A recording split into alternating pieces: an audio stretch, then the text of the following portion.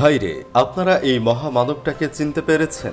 উনি কিন্তু একাধারে শিক্ষক, পদার্থবিদ, মুক্তিযোদ্ধা গবেষক, লেখক, কলামিস্ট ও একজন বিজ্ঞানী। মুক্তিযুদ্ধের সময় উনি চেয়েছিলেন ড্রোন দিয়ে পাকিস্তানি হানাদার বাহিনীর ওপর ঝাঁপিয়ে পড়বেন, কিন্তু তার আগেই দেশ স্বাধীন হয়ে গেল।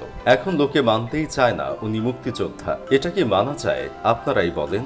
যারা মানতে চায় না, আমি তাদের উদ্দেশ্যে বলতে চাই, সুটিয়ে লাল করে দেবো, নোংরামি বার করে দেবো।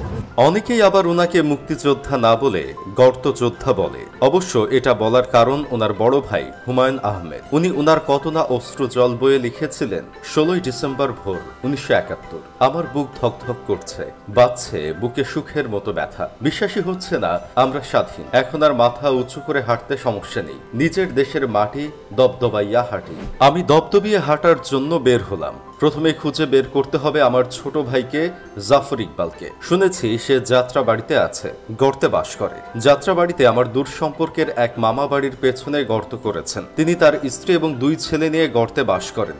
জাফর ইকবাল যুক্ত হয়েছে তাদের সঙ্গে। এমন একজন মহান মুক্তিযোদ্ধাকে নিয়ে নিজের আপন মায়ের পেটের বড় ভাই যদি এমন কথা বলে, সেটা কি মেনে নেওয়া যায়? প্রিয় স্যারকে নিয়ে উল্টাপাল্টা অনেক কথাই রটানো হচ্ছে, যার জন্য মন মেজাজ এমনিতেই খারাপ। তাই ভাবলাম একটা মুভি দেখি। 2000 সালে জিম হুইট আর কেন হুইট নামে 2 ভাই মিলে পিচ ব্ল্যাক নামের একটি সিনেমা বানিয়েছে। ভাবলাম সেটাই দেখি। ওমা, সিনেমা যত আগাচ্ছে আমার মাথায় তত তালগোল পেকে যাচ্ছে। বারবার মনে হচ্ছে এই মুভির কাহিনী আমি আগে থেকেই জানি। কিছুক্ষণ পর বুঝলাম, আরে এটা তো আমার স্যারের অবনীল নামক একটি বইয়ের কাহিনী। স্যার 2004 সালে এটা লিখেছিল। স্যারের লেখা দিয়ে আজকাল হলিউডে মুভি বানানো হচ্ছে, এটা তো গর্বের বিষয়। কিন্তু মুভি শেষে দেখি রাইটারের জায়গায় অন্যজনের নাম, স্যারের কোনো ক্রেডিট নেই। এটা কি মেনে নেওয়া যায়? আপনারাই বলুন। বিষয়টা আমি সহজে মানতে না পেরে স্যারের লেখা বিভিন্ন বই নিয়ে ঘাটাঘাটি শুরু করে দিলাম।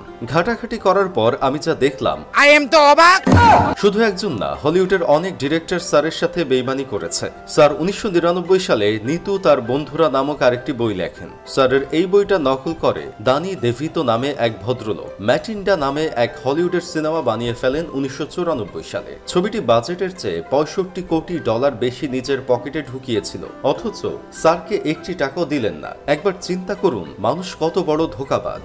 শুধু তাই না, স্যারের 2005 সালে বের হওয়া আমি তপু 10 বছর আগে 1995 সালে ডেভিড পেলজার নামে আমেরিকান এক সাহিত্যিক নকল করেন। তার বইটির নাম দেন এ চাইল্ড কট ইট। মানে কি বলবো, যাই হোক, সব না হয় মেনে নিলাম, কিন্তু এটা কিভাবে মানব? স্যারের 2000 সালে বের হওয়া মেকু কাহিনী বইটি নকল করে 1994 সালে প্যাট্রিক রিড জনসন নামে এক হলিউডের পরিচালক বানিয়ে ফেললেন বিশ্ববিখ্যাত শিশুতোষ ছবি বেবিজ ডে আউট। অথচ আমরা ছোটবেলায় এই মুভি দেখে কত হেসেছি আর একজন ভুল রাইটারকে বাহবা দিয়েছি। একইভাবে স্যারের 1988 সালে টাইট্রন একটি গ্রহের নাম বইটি নকল করে 1979 সালে বের করা হয় এলিয়ন। এইসব দেখে স্যারের শুধু এখন হিরো আলমের মতো একটা কথাই বলার বাকি আছে, আমাকে তুমি উঠায় নাও। মেজাজ ভালো করার জন্য মুভি দেখতে বসেছিলাম, কিন্তু মেজাজ 3 ডিগ্রি খারাপ করে এখন বাসা থেকে বের হলাম। হঠাৎ রাস্তায় আমার বন্ধু কেরামতের সাথে দেখা। কেরামত আবার স্যারের প্রিয় ছাত্র। স্যারের সহযোগিতায় কেরামত বিশ্বের সবচেয়ে শক্তিশালী আর গতিসম্পন্ন পেন্সিল ব্যাটারি ড্রোন বানিয়েছে, যা মাটি থেকে 1000 মিলিমিটার উপরে উঠতে সক্ষম। স্যারের প্রিয় ছাত্রের এমন অভাবনীয় আবিষ্কার দেখে মাথা এখন কিছুটা ঠান্ডা। আমরা স্যার এবং কেরামতের দীর্ঘায়ু কামনা করি। বলুন আমিন।